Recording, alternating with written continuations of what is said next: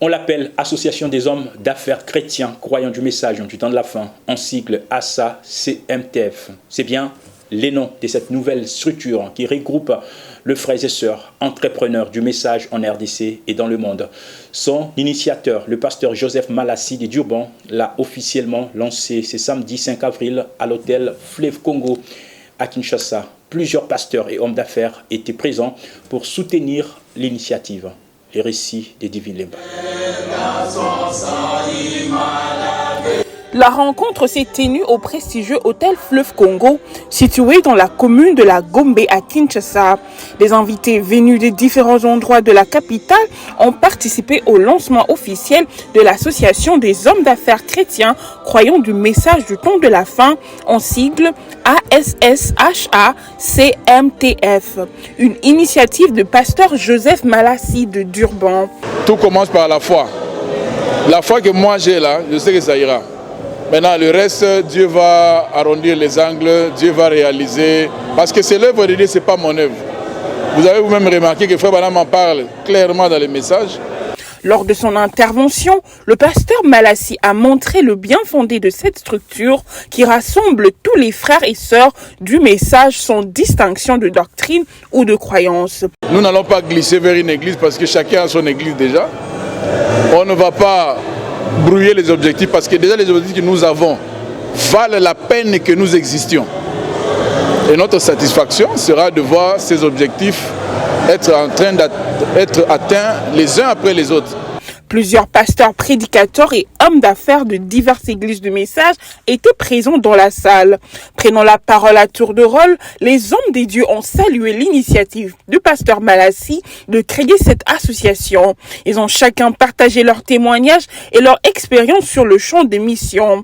Parce que surtout nous les pasteurs, souvent quand Dieu nous bénit, nous oublions, on fait les commencements. Nous oublions aussi même les hommes d'affaires là, parce que c'est leur argent. Qui a pris l'argent comme ça, $5 000, il dit achète la parcelle à Badoli et construire.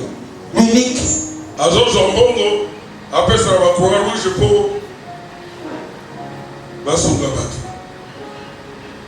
Des formulaires d'adhésion ont été distribués à chaque table afin de solliciter l'engagement de chacun au sein de cette organisation. Une prière spéciale a été prononcée par les pasteurs pour tous les hommes d'affaires présents.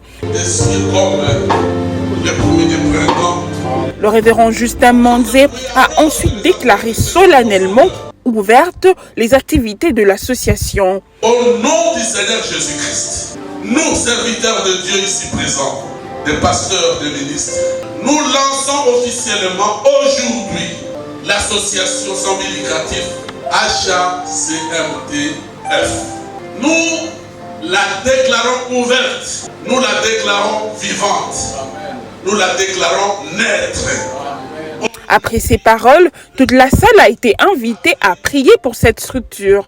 À la fin de la réunion, les participants se sont réjouis de la création de cette association des hommes d'affaires chrétiens du message. Quand on a prié là, ma prière c'était que Dieu soutienne cette association, qu'elle puisse continuer, qu'il y ait des grandes adhésions, les adhésions des gens qui ont vraiment le fric là. Voir une structure qui vise l'épanouissement des missionnaires, qui vise le soutien de veuves ainsi que des orphelins, ça je ne trouve rien à redire. Mais il y a une chose qu'on n'avait pas fait tout ce temps ici, c'était l'association des hommes d'affaires du plein évangile. Parce que comme Frère Branham l'a dit, c'est la seule association dont il faisait partie. Dans le camp des gens du message de Frère Branham, il y a désormais une association semblable à celle à laquelle Frère Branham appartenait. Je crois que notre satisfaction n'a pas de jumelles. Que les gens ne craignent pas pour ce qui est de l'argent. Nous ne sommes pas le gouvernement congolais, nous sommes des chrétiens. Rappelons que les objectifs de l'association sont notamment de favoriser la communion entre les croyants et les églises, de soutenir les missionnaires et d'apporter une assistance aux veuves et aux orphelins des serviteurs des dieux.